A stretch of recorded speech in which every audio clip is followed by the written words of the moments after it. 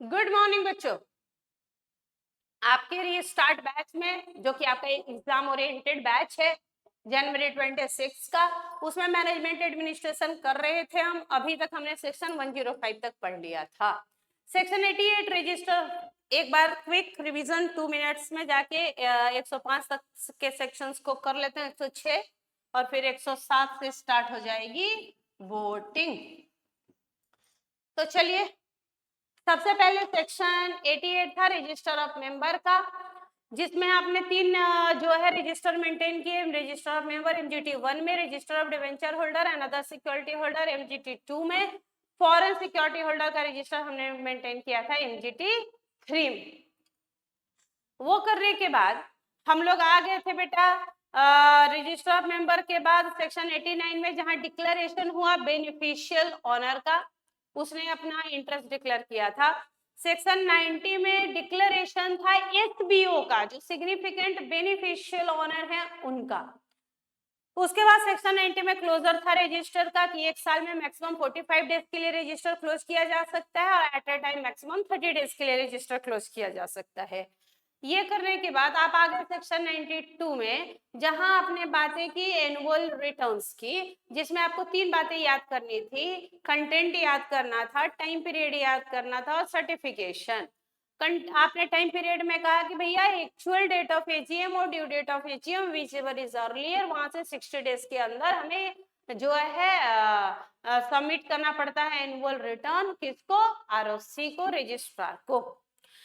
उसके बाद आप सर्टिफिकेशन, अगर कंपनी लिस्टेड है या अनलिस्टेड पब्लिक कंपनी है जिसका paid up share capital 10 crore या उससे ज्यादा है और टर्नओवर 50 करोड़ या उससे ज्यादा है, तो ऐसी कंपनियां जो हैं वो अपना एनुअल रिटर्न सर्टिफाई करवाएंगी प्रैक्टिसिंग कंपनी सेक्रेटरी के द्वारा एमजीटी 8 में। जो स्मॉल कंपनियां थी, ओपीसी थी, वो एमजीटी 7A में अपना एनुअल रिटर्न सबमिट करेंगी। सेक्शन 93 डिलीट हो चुका है, जो टॉप 10 शेयर होल्डर्स का एनुअल रिटर्न था। फिर आप आ गए सेक्शन 94 में, जो था place of keeping register records and minutes.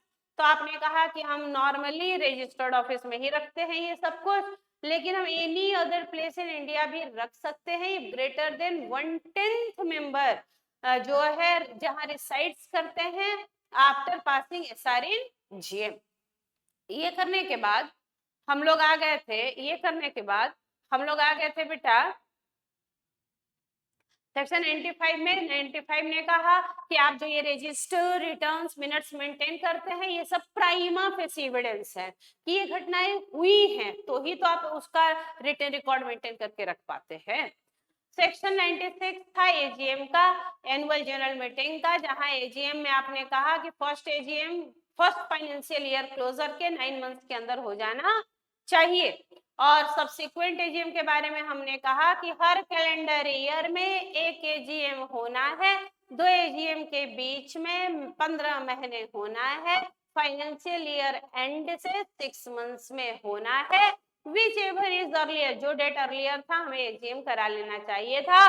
First AGM के केस में आरओसी को कोई पावर नहीं है कि वो टाइम पीरियड का एक्सटेंशन दे सकते हैं, लेकिन सेकेंड सब्सिक्वेंट एजीएम में आरओसी को पावर है कि वो मैक्सिमम 3 मंथ्स का एक्सटेंशन टाइम पीरियड का दे सकते हैं। एजीएम आप किसी भी दिन बुला सकते हैं except national holiday declared by central government, यानी अगर किसी स्टेट गवर्नमेंट ने कोई डेट पब्लिक हॉलीडे डिक्लेयर कर दिया है या संडे, तो उस दिन एजीएम हो सकता है।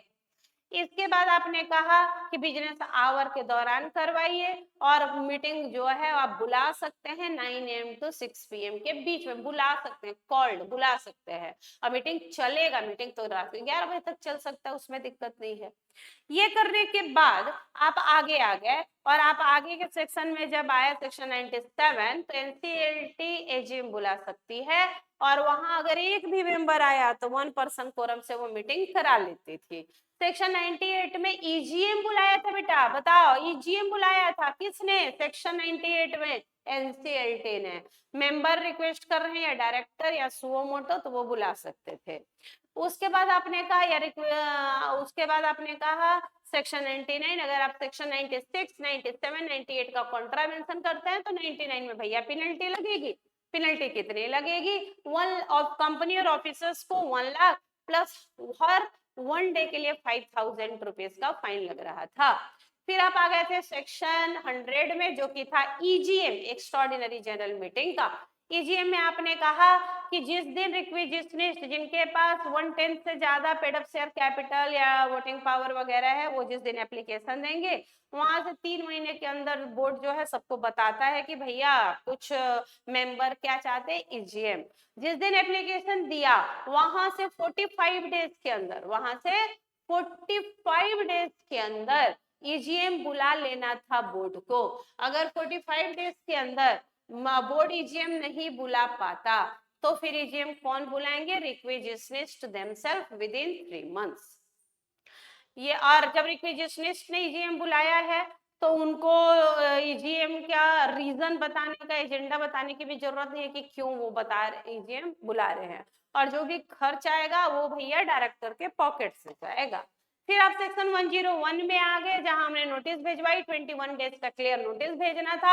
आपको अगर डेट ऑफ पोस्टिंग दिया है और बाय पोस्ट आपने नोटिस भेजी है तो 24 डेज ऐड करके आप डेट ऑफ मीटिंग कैलकुलेट कर रहे थे, और अगर बाय मेल या इलेक्ट्रॉनिक मोड से नोटिस भेजी गई थी तो डेट ऑफ पोस्टिंग में 22 दिन जोड़ के हम डेट ऑफ मीटिंग निकाल पा रहे थे। शॉर्टर नोटिस भी वैलिड था।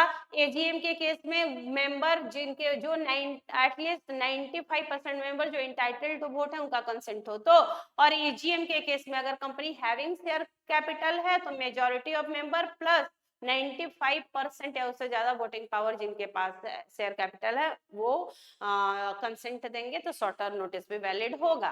और ईवीएम के केस में अगर कंपनी में शेयर कैपिटल नहीं है तो 95% जिनके पास वोटिंग पावर है वो कंसेंट देंगे तो शॉर्टर नोटिस वैलिड है। एक्सीडेंटल ओमिशन हो गया, एक्सीडेंटल ओमिशन हो गया, 2-4 लोगों को भी नोटिस नहीं गया तो जो मीटिंग हुई है उसकी प्रोसीडिंग इनवैलिड नहीं होगी। लेकिन अगर डिलिबरेटली जानबूझ के एक इंसान को भी तुमने नोटिस नहीं भेजा तो मीटिंग जो है वो इनवैलिडेट हो सकती है। उसके बाद आप आगे सेक्शन 102 में जो था एक्सप्लेनेटरी स्टेटमेंट, जो आपको बताता था कि अगर आप किसी कंपनी में प्रमोटर हैं, केएमपी हैं, डायरेक्टर हैं या उनके रिलेटिव हैं और आप किसी दूसरी कंपनी में इंटरेस्टेड है, मतलब आपका इंटरेस्ट अगर किसी दूसरी कंपनी में 2% या उससे ज्यादा का 2% या उससे ज्यादा की शेयर होल्डिंग है, तो अगर ये आपकी पहली कंपनी जिसमें आप ये पोजीशन होल्ड किए हुए हैं, अगर वो कोई बिजनेस ट्रांजैक्शन करता है उस कंपनी के साथ जिसमें आप इंटरेस्टेड हैं तो आपको एक्सप्लेनेटरी स्टेटमेंट देना पड़ेगा।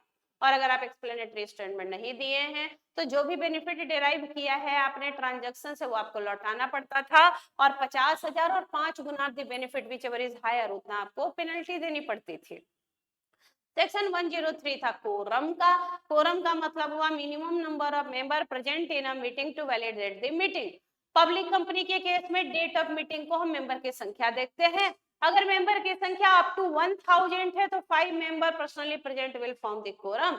अगर मेंबर की संख्या 1000 से ज्यादा और 5000 तक है तो 15 member personally present will form the quorum, और अगर मेंबर की संख्या 5000 से ज्यादा है तो 30 member personally present will form the quorum.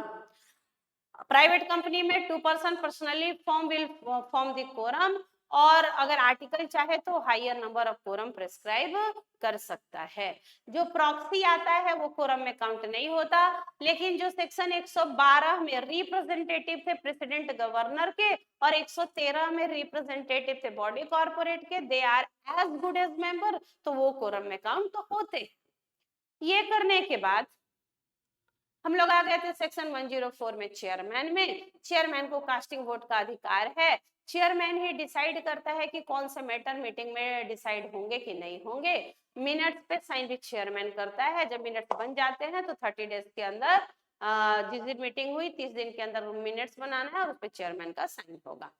फिर आप आ गए थे सेक्शन 105 में प्रॉक्सी में। आपने कहा वो प्रॉक्सी के ऊपर कुछ रेस्ट्रिक्शन है। पहला रेस्ट्रिक्शन है कि प्रॉक्सी जो है वो शो ऑफ हैंड या ई वोटिंग से वोटिंग नहीं कर सकता, वो केवल पोल डिमांड हुआ है तो ही वोटिंग कर सकते हैं।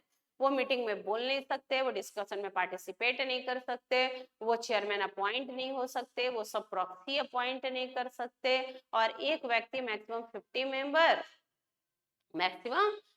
मेंबर या 10% of paid up share capital जो होल्ड किए हैं वोटिंग पर उतना ही प्रॉक्सी, उतना ही मेंबर की प्रॉक्सी हो सकता है। ये करने के बाद फिर आप आ गए थे 106 में, जहां आपने रिस्ट्रिक्शन कहा, बोला कि अगर कोई मेंबर जिसके शेयर्स को कंपनी ने लियन कर रखा है या जिनका कॉल इन एरियर बाकी था, उनके वोटिंग पावर पे रिस्ट्रिक्शन लगा सकता है कि आप वोटिंग नहीं कर सकते। इतनी बातें अभी तक हमने खत्म कर दी हैं 106। उसके अलावा 112, 113, 116 और 120 और 122, लगभग इतने सेक्शंस और खत्म हो गए हैं। तो मैक्सिमम ये जो है वोटिंग, वो आज की क्लास और आज के बाद एक क्लास और लग सकता है आपको मैनेजमेंट में, और सैटरडे को, और मैनेजमेंट विल बी फिनिश्ड। और संडे को हम लोग मैनेजमेंट के और जो सेक्शन से क्वेश्चन पूछे जाते हैं इंपॉर्टेंट है पास्ट ईयर, वो कर लेंगे तो हमारा मैनेजमेंट एडमिनिस्ट्रेशन कंप्लीट हो जाएगा। सारे बच्चे जितने क्वेश्चन आईसीआई के डिस्क्रिप्टिव हैं वो जरूर हाथ से लिखेंगे, उतने क्वेश्चन हाथ से लिखेंगे, और बाकी क्वेश्चंस को ऑडिट कर लेंगे आप प्रीवियस ईयर का, पिछले 3-4 अटेम्प्ट का सजेस्टेड देखिए, क्वेश्चन देखिए जो आए हुए हैं, और उसको साथ साथ निपटा दीजिए। साथ साथ निपटा दीजिएगा बेटा तो बर्डन आएगा नहीं, साथ साथ नहीं निपटाइएगा तो कल के दिन में हमारे ऊपर बर्डन आ सकता है। तो चलिए, आपको एक काम है, यहाँ पे बोर्ड पे आपको कुछ दिख रहा है क्या? वोटिंग, जनरल मीटिंग में वोटिंग होगी तो 3 तरीके से होगी, show of hand, e voting, poll, और पोस्टल बैलेट, मतलब घर बैठे, घर बैठे पोस्ट कार्ड से हमें भेज दीजिए अपना कंसेंट पोस्टल बैलेट। तो आप, हम चाहते हैं कि बस आप एक बार थोड़ा सा रीड कीजिए तो ये क्या लिखा हुआ है, just read once.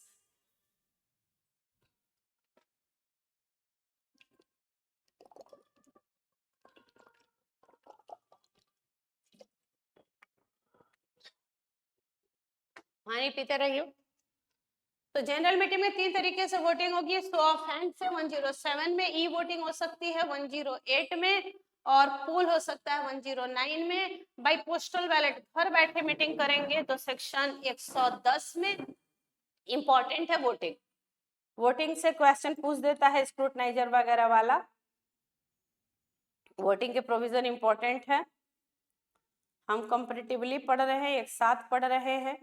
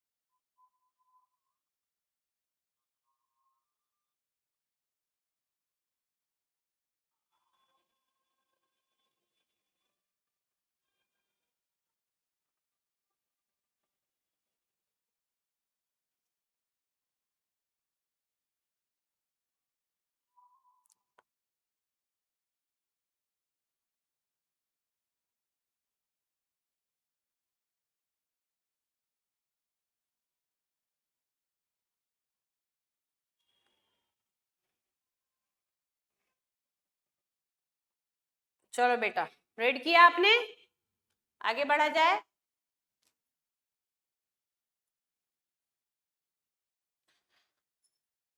Voting, voting 2 तरीके से होगी बेटा, जनरल मीटिंग में मतलब मेंबर्स आए हैं तो वोटिंग कैसे कैसे होगी, और घर बैठे जो वोटिंग होती है उसको बोलते हैं पोस्टल बैलेट।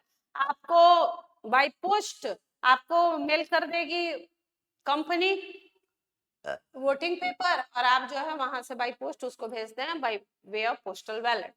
तो चलिए एक एक करके पढ़ते हैं, सबसे पहले तो वोटिंग दो तरीके से हो सकती है। जनरल मीटिंग में जो वोटिंग होगी वो 3 तरीके की होगी। जनरल मीटिंग में जो वोटिंग होगी वो 3 तरीके से हो सकती है। कैसे कैसे? शो ऑफ हैंड, दूसरा तरीका ई वोटिंग इलेक्ट्रॉनिक वोटिंग, तीसरा तरीका पोल। सेक्शन देखो 107 शो ऑफ हैंड, 108 है इलेक्ट्रॉनिक वोटिंग, 109 है पोल और 1110 है पोस्टल बैलेट। तो सबसे पहले आते हैं शो ऑफ हैंड 107 में। जिस समय e voting is not mandatory, e voting mandatory नहीं है और न ही पोल ऑर्डर की हुआ है, ना तो चेयरमैन ने कहा कि चलो भाई पोलिंग पेपर बांटो, पोलिंग पेपर आप जो है अपना कंसेंट साइन करके पोलिंग बॉक्स में डालो, अगर पोल ऑर्डर नहीं हुआ है और ई वोटिंग मैंडेटरी नहीं है और नंबर ऑफ मेंबर कम है, तो उसमें सबसे अच्छा वोटिंग करने का तरीका क्या है बेटा? Show of hand, voting by show of hand. अगर आपकी कंपनी में ई वोटिंग मैंडेटरी नहीं है कि वोटिंग जो है ई वोटिंग ही होगी, इलेक्ट्रॉनिक तरीके से होगी, या अगर चेयरमैन ने पोल ऑर्डर नहीं किया है कि वोटिंग होगी बाय पोल, तो उस समय वोटिंग करने का सबसे अच्छा तरीका क्या है? Show of hand. याद रखिएगा लेकिन बेटा ये कि शो ऑफ हैंड के केस में नंबर ऑफ मेंबर मीटिंग में कम होंगे तो ही शो ऑफ हैंड पॉसिबल है। नहीं तो मान लो मीटिंग बुलाई कंपनी ने एजीएम, उसमें जो है 1000 मेंबर है, अब 1000 मेंबर अपना कंसेंट दे रहे भाई, आप इस कंसेंट में 900 मेंबर ने हाथ उठा दिया, अब चेयरमैन 900 हाथ गिनता रहेगा? अभी तो आप अगर हम लोग प्रैक्टिकली बात करें तो सबसे ज्यादा जो वोटिंग हो रही है दैट इज ई वोटिंग। सबसे ज्यादा वोटिंग ई वोटिंग होती है। एक होती है remote e voting, remote e voting मतलब आप कहीं बैठे हुए हैं और वहां से इलेक्ट्रॉनिकली वोटिंग कर रहे हैं, और एक होता है इंस्टेंट, आप मीटिंग में आए हैं और वहां इलेक्ट्रॉनिक वोटिंग कर रहे हैं। कुछ ऐसे मैटर से 11 ऐसे मैटर है कंपनीज एक्ट में जहां उन्होंने कहा कि इन मैटर्स पे वोटिंग सिर्फ पोस्टल होगी। तो जहां उन्होंने बोल दिया कि भाई 11 मैटर उन्होंने दे दिए और बोला कि यहाँ पे voting by way of postal ballot ही होगी, तो वहां पे तो हमारे पास भैया कोई चारा ही नहीं है, वहां पे तो bye way of postal ballot he voting करनी होगी। तो अदरवाइज वोटिंग के और भी तरीके हैं, शो ऑफ हैंड हो गया, ई वोटिंग हो गया, पोल हो गया। तो आइए, तो किस समय भाई शो ऑफ हैंड वोटिंग किस समय होगी? जब ई वोटिंग मैंडेटरी नहीं है और चेयरमैन ने पोल ऑर्डर नहीं किया, उस केस में आप कैसे वोटिंग करा सकते हैं? Show of hand 107। दूसरा 108 में इलेक्ट्रॉनिक वोटिंग कब करानी होगी बेटा? इलेक्ट्रॉनिक वोटिंग कब करानी होगी? तो पहला, अगर कंपनी लिस्टेड है, अगर कंपनी लिस्टेड है या अदर कंपनी या कोई दूसरी कंपनी है जहां मेंबर की संख्या कितनी है बेटा? 1000, ऐसी कंपनी में इन्होंने मैंडेटरी कर दिया कि यहाँ वोटिंग कैसे होगी? इलेक्ट्रॉनिक मोड में होगी। अगर आप मीटिंग की जगह में आके और मीटिंग करते हैं, at the venue of meeting, जहां प्लेस ऑफ मीटिंग है वहां आके वोटिंग करते हैं, तो इसको बोलते हैं बेटा इंस्टापोल। क्या बोलते हैं? इंस्टापोल। और अगर आप मीटिंग के वेन्यू पे नहीं है और बाहर से ही घर बैठे इलेक्ट्रॉनिक वोटिंग कर रहे हैं तो उसको बोलते हैं remote voting.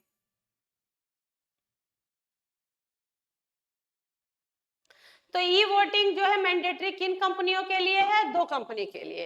E voting mandatory 2 कंपनियों के लिए, बोलो, पहला लिस्टेड कंपनी, दूसरा अदर कंपनी जिसमें 1000 मेंबर हैं। तो ऐसी कंपनी जो लिस्टेड है या दूसरी पब्लिक कंपनी है जहां कम से कम 1000 मेंबर है, वहां इन्होंने मैंडेटरी कर दिया कि वहां पे वोटिंग कैसे होगी? इलेक्ट्रॉनिकली होगी।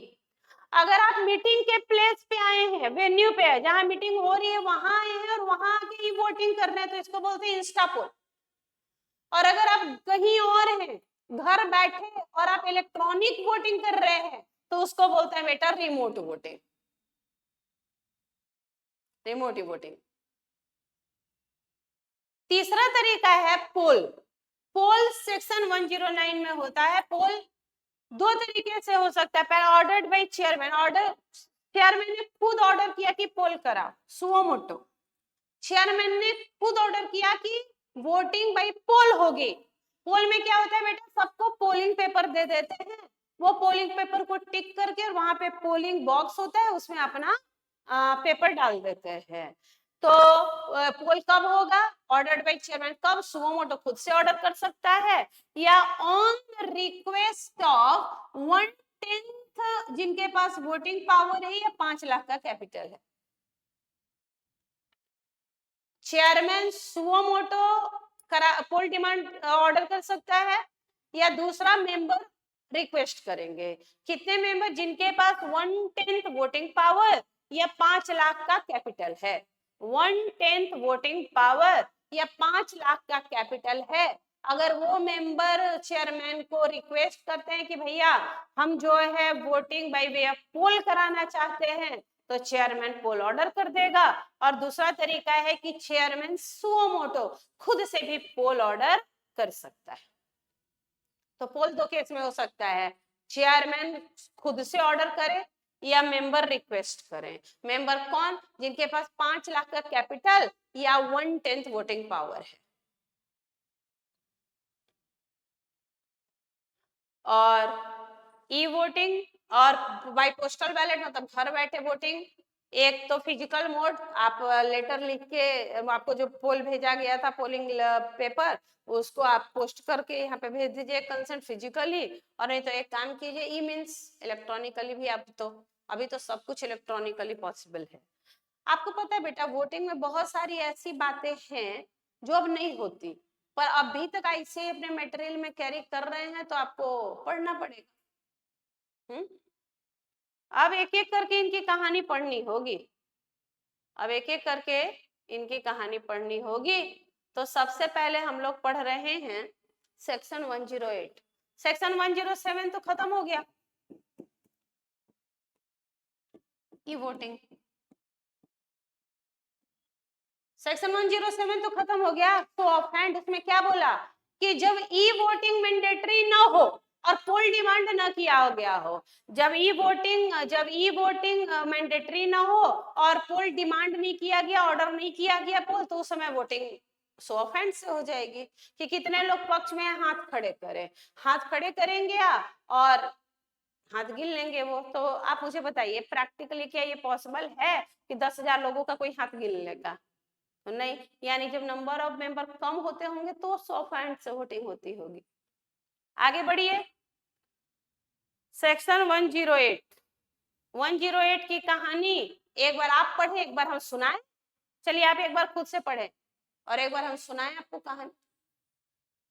जब हम आपको बोलते हैं ना बेटा पढ़ो, तो उस समय एक बार लाउड होके जो वहां लिखा हुआ है उसको अपने से बोलिए। एक बार जब हम समझाएंगे तो आपको मैटर याद हो जाएगा।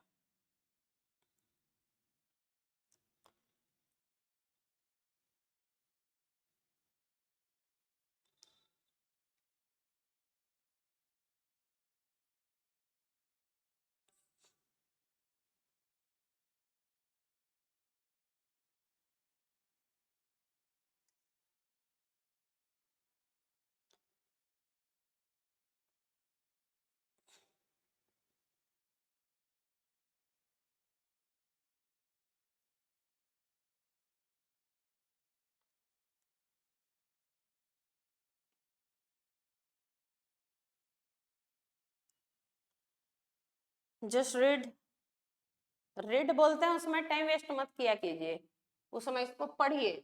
नोटिस किसको भेजवाएंगे ये वोटिंग का? मेंबर्स को, ऑडिटर्स को, डायरेक्टर को। मैड नोटिस किसको भेजवाते हैं? मैड को। एम मतलब मेंबर, ए मतलब ऑडिटर, डी मतलब डायरेक्टर्स। अगर कोई मेंबर मर गया तो लीगल रिप्रेजेंटेटिव को, कोई दिवालिया हो गया तो उसके ऑफिशियल रिसीवर को। और इसके अलावा SS2 ने बोला था कि डिवेंचर ट्रस्टी और कंपनी सेक्रेटरी को। तो भेजवा दिए, भेजवाओ सबको नोटिस। आपको पता है 21 डेज क्लियर नोटिस भेजवाना है, भेजवाइए। ई वोटिंग 3 दिन के लिए ओपन होगा, सुबह के 9 बजे से शाम को 5 बजे तक होता है। आफ्टर 5 PM पोर्टल ब्लॉक कर दिया जाता है। यहाँ एक जो स्क्रूटनाइजर होगा वो अपॉइंट कौन करेगा? बोर्ड। उसका क्वालिफिकेशन क्या होगा? कौन होता है स्क्रूटनाइजर ई वोटिंग में? जो CA, CS, CMA या एडवोकेट होगा इन प्रैक्टिस। अगर वो, क्या वो एम्प्लॉय हो सकता है? नहीं, डिस्क्वालिफिकेशन हो जाएगा, वो एम्प्लॉय नहीं हो सकता। स्क्रूटिनाइजर एम्प्लॉय नहीं होगा।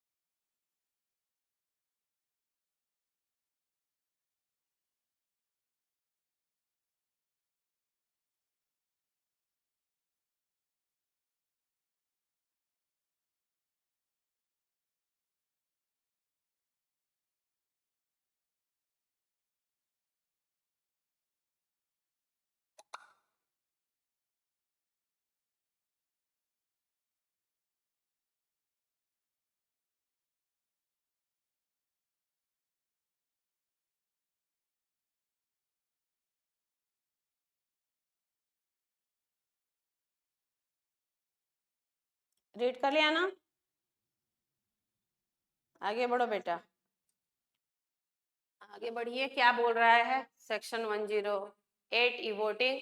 नोटिस भिजवाएंगे ई वोटिंग की, ई वोटिंग की नोटिस भिजवाएंगे। किसको किसको नोटिस भिजवाएंगे आपको पता है? नोटिस किसको भिजवाते हैं? मैड को, MAD, member auditor director. Member मर गया है तो उसके लीगल रिप्रेजेंटेटिव को, अगर दिवालिया हो गया तो ऑफिशियल रिसीवर को, और इसके अलावा डिवेंचर ट्रस्टी को और कंपनी सेक्रेटरी को। याद है SS2 ने बोला था, सेक्रेटेरियल स्टैंडर्ड 2 ने कि डिवेंचर ट्रस्टी को और कंपनी सेक्रेटरी को भी नोटिस जाएगा। तो चला गया नोटिस। आपको पता है 21 डेज प्रायर जाएगा, मतलब 21 डेज का क्लियर नोटिस जाता है। ई वोटिंग कितने दिन होती है? 3 दिन होती है, सुबह 9 बजे से 5 बजे। 5 बजे पोर्टल बंद कर दिया जाता है। स्क्रूटनाइजर अपॉइंट होगा, ये इंपॉर्टेंट है, ये पूछ देता है कि स्क्रूटनाइजर कौन होता है। ई वोटिंग में स्क्रूटनाइजर का क्वालिफिकेशन इंपॉर्टेंट है। ई वोटिंग में स्क्रूटनाइजर CA में या एडवोकेट इन प्रैक्टिस होता है। अगर वो एम्प्लॉय है तो डिस्क्वालीफाई होगा। स्क्रूटिनाइजर कौन? ई वोटिंग का स्क्रूटिनाइजर अपॉइंट होगा। क्वालिफिकेशन क्या चाहिए? वो CA में या एडवोकेट इन प्रैक्टिस होना चाहिए। वो एम्प्लॉय नहीं होना चाहिए, एम्प्लॉय होगा तो डिस्क्वालीफाई हो जाएगा।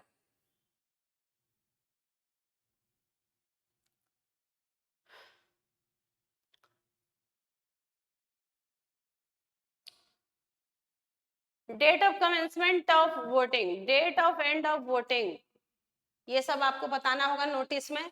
किस दिन शुरू होगा, किस दिन खत्म होगा, कौन करवा रहा है वोटिंग, स्क्रूटनाइजर कौन है, उनको लॉगिन पासवर्ड देना होगा, कट ऑफ डेट देना होगा। कट ऑफ डेट का मतलब कि भाई इतने दिन तक बता दीजिए कि आप ई वोटिंग ऑप्ट कर रहे हैं। न्यूज़पेपर में आपको बताना होगा जनरल मीटिंग से 5 दिन पहले, 5 दिन पहले, और कंपनी के वेबसाइट पे डालना होगा।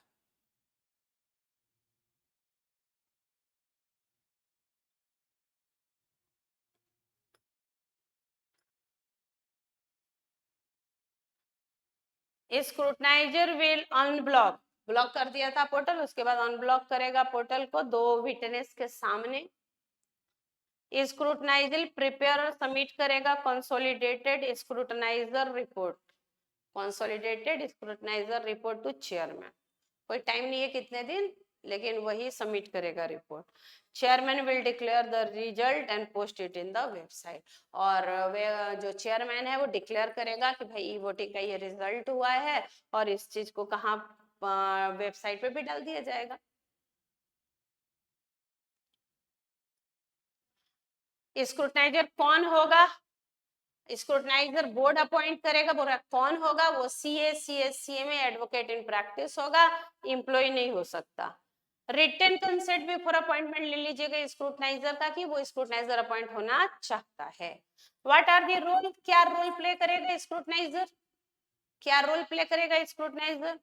प्रिपेयर करेगा, प्रिपेयर एंड सबमिट करेगा कंसोलिडेटेड स्क्रूटनाइजर रिपोर्ट, स्क्रूटनाइज करेगा ई वोटिंग को, प्रोसेस को, प्रिपेयर करेगा रजिस्टर, प्रिपेयर करेगा रजिस्टर,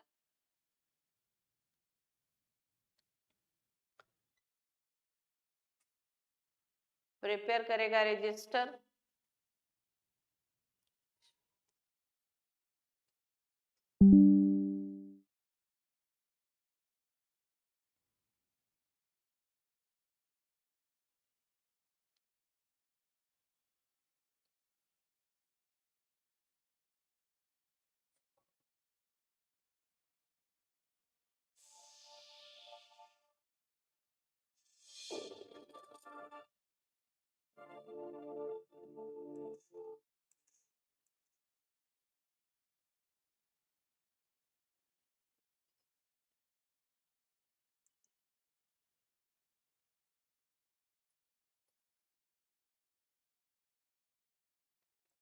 हेलो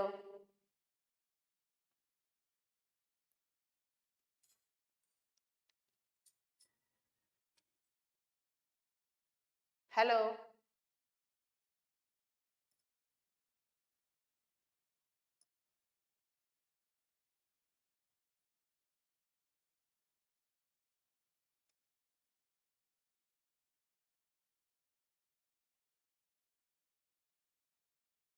ठीक है बेटा। ऑफलाइन